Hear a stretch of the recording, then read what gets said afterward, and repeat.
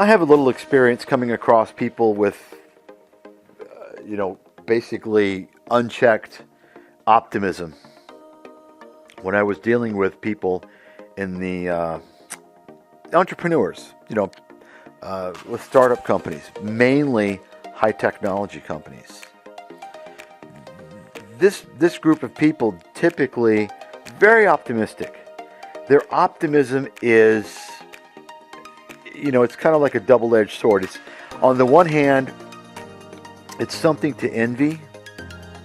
Their excitement, their enthusiasm. It's kind of you can sense the energy, the positive energy that they have behind their vision, their business, right? Their passion. And it's not just the high-tech entrepreneurs, of course. It's anybody who creates something of their own, has something of their own, molds it, right? Whether it's a small flower shop or, a high-tech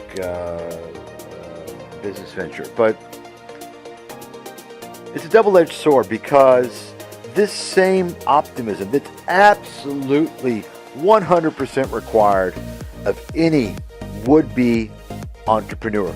And once again, I don't know if I've released the audios on the entrepreneur versus small business person that I previously talked about, but I'm talking about someone who has a goal of creating some type of a business that's, it's not a standard business, a big dreamer, right? If you're dreaming big, you're doing something no one's ever done, or you're doing it in a way no one's ever done before, right? Then you need to have this type of optimism. You need to have a very strong sense of optimism, right? It has to be kind of like an infection. And I've seen it. I've come across these people. It's an admirable trait because they just keep going, right? But once again, it is a double-edged sword, because you can't get through to these people.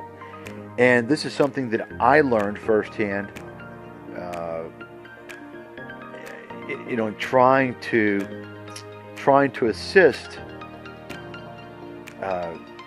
entrepreneurs or, early stage company executives, or even in some cases angel investors in their dealings with startup companies.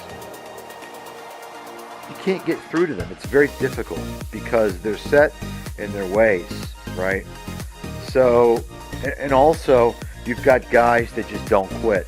Even though the writing is on the wall and everybody can see it, they won't quit. So they'll spend years and years and years in their complete life savings. So, that type of optimism, I think, has a purpose, right? It's from within, and it's for one's own passion, one's own dreams, one's own goals. There's a big difference between that type of optimism versus the crowd mentality optimism, right? Whereby you're supposed to behave positively. You should not criticize anyone. And if you do, you get criticized. Have you ever noticed that? Right? You're not supposed to criticize someone for being a charlatan or a con artist or exploiting or deceiving people, even though you have a very solid case behind your argument, right? You get criticized. You're the bad person for doing that. Or you may come across, someone will respond, oh, I don't like people who criticize others, or I don't like people who talk bad about other people. I just don't know where this began.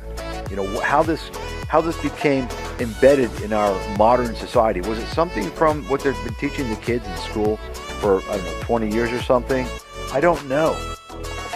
But it seems like that it's certainly not a part of a traditional political correctness. That's for certain. But I think that somehow it has been embedded within this political correctness scam, and maybe as a way to serve as a defensive mechanism to prevent people from criticizing the political correctness mentality, right? Nonetheless, I just wanted to bring up this discussion once again about this optimism and positivity that we're all supposed to adapt. And if we're not this way, then we're the problem.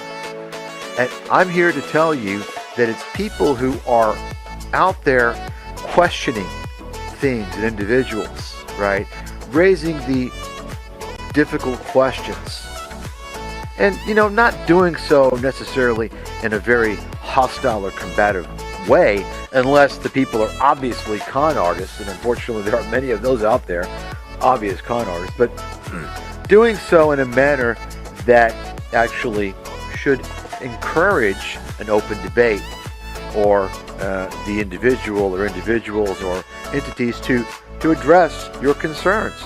But instead, you're shunned. This is the problem, folks. There's not enough people who are ready, willing, and able to stand up and say, hey, wait a second. Let's ask some questions here. What's going on, right?